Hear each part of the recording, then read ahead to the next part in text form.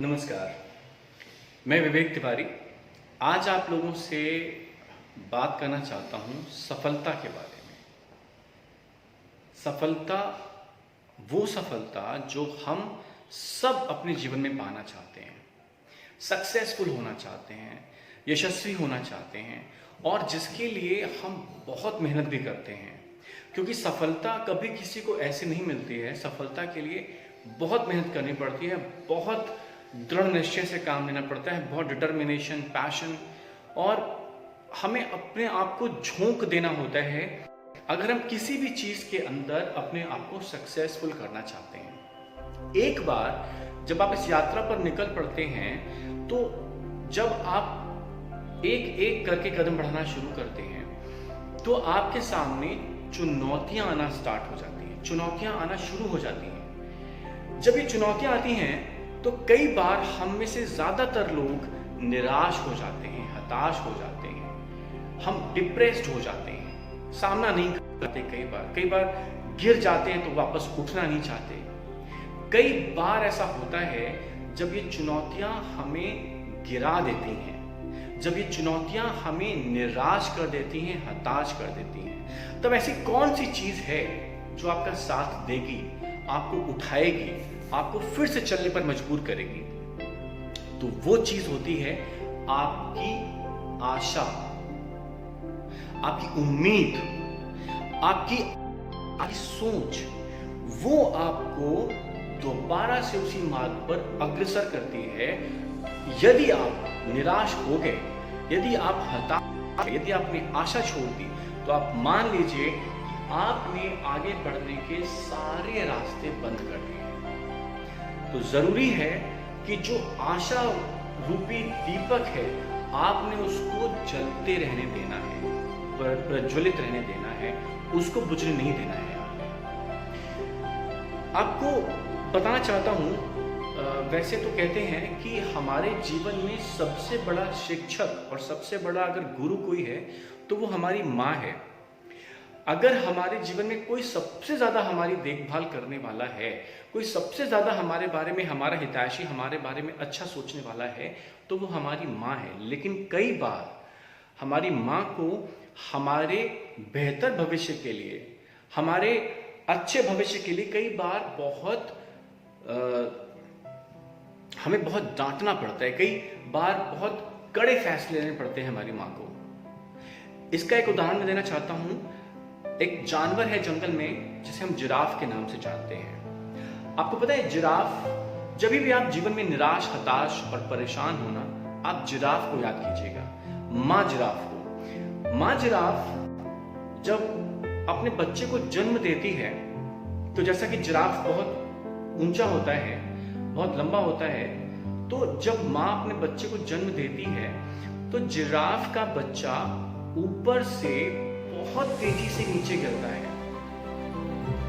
जब वो नीचे गिरता है तो जब इससे पहले कि वो समझ पाता कि उसके साथ क्या हुआ है, माँ जिराफ आकर उस बच्चे के ऊपर खड़ी हो जाती है और उसे जोर से लात मारती है और बच्चा लात खाने के बाद बहुत दूर जाकर गिर जाता है।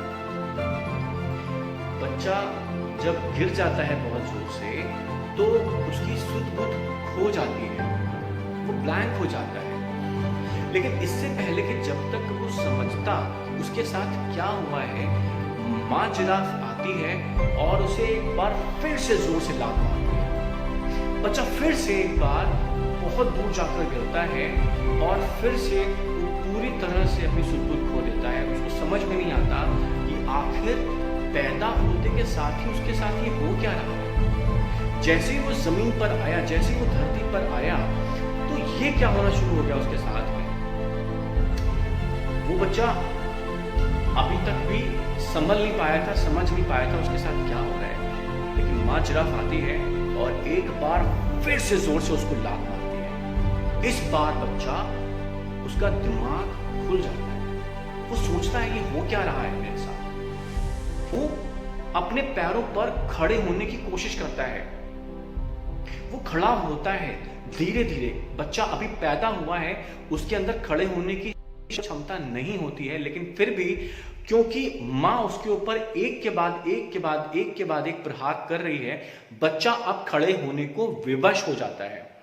बच्चा खड़ा हो जाता है, बच्चा खड़ा होता है, लेकिन मां अभी भी रुकती नहीं है। मां फिर से एक बार उसको लात मारती है, बच्चा फिर से दूर जाकर गिर जाता है। लेकिन अब बच्चे को समझ में आने लगा है कि अगर उसने वहां से अपने पैरों पर खड़ा होकर भागना नहीं शुरू किया या नहीं सीखा, चलना नहीं सीखा, मां जिराफ उसे बार बार मारती रहेगी। इस बार बच्चा चलना शुरू कर देता है और चलते चलते वो भागना शुरू कर देता है। तो दोस्तों, मां जिराफ उसको पता है कि जंगल में ऐसे बहुत सारे जानवर हैं, शेर है, लोमड़ी है, सियार है, चीता है, जिनको जो नवजात शिशु होते हैं उनका मांस बहुत पसंद होता है। माता जिराफ को पता है कि वो हर समय अपने बच्चे के साथ नहीं रह सकती है, उसे कहीं ना कहीं जाना पड़ेगा भोजन का इंतजाम करने या कुछ और किसी काम के लिए। तब उसका बच्चा अकेला होगा। अगर उसका बच्चा भागना नहीं सीखेगा तो कोई ना कोई मांसाहारी जानवर उसे अपना शिकार बनाकर खा जाएगा और उसका बच्चा खत्म हो जाएगा। इस जीवन को जीने से पहले ही उसकी कहानी समाप्त हो जाएगी। तो मां भविष्य के लिए अपने बच्चे को मारती है, उसे चलना सिखाती है, उसे भागना सिखाती है। तो जब भी आप जीवन में निराश हो, हताश हो, परेशान हो और आपका जीवन से आशाएं आपको नजर ना आए, आप निराशावादी हो जाए, तो आप हमेशा उस मां जिराफ को याद कीजिएगा, जिराफ के बच्चे को याद कीजिएगा, जो पैदा होते के साथ ही मार खाना, जिसके जीवन में सबसे पहली शुरुआत वहीं से होती है, लेकिन फिर वो मार खाकर उठता है, चलता है और भागता है। बस मैं कहना चाहूंगा, जीवन में चुनौतियां जरूर आएंगी, लेकिन हमें चुनौतियों से नहीं भागना है, हमें चुनौतियों को हराकर उनसे आगे निकल जाना है। तो दोस्तों, बस इतना ही कहना चाहता हूं कि जीवन में कभी भी अगर आपको सक्सेसफुल होना है, आपको कहीं पहुंचना है, कुछ प्राप्त करना चाहते हैं, कोई उपलब्धि हासिल करना चाहते हैं, तो आने वाले चुनौतियों का मुकाबला करें, उनसे लड़ें और उनसे विजयी हों। कभी भी अपने जीवन में निराशा को हावी ना होने दें। बस इतना ही कहना चाहूंगा।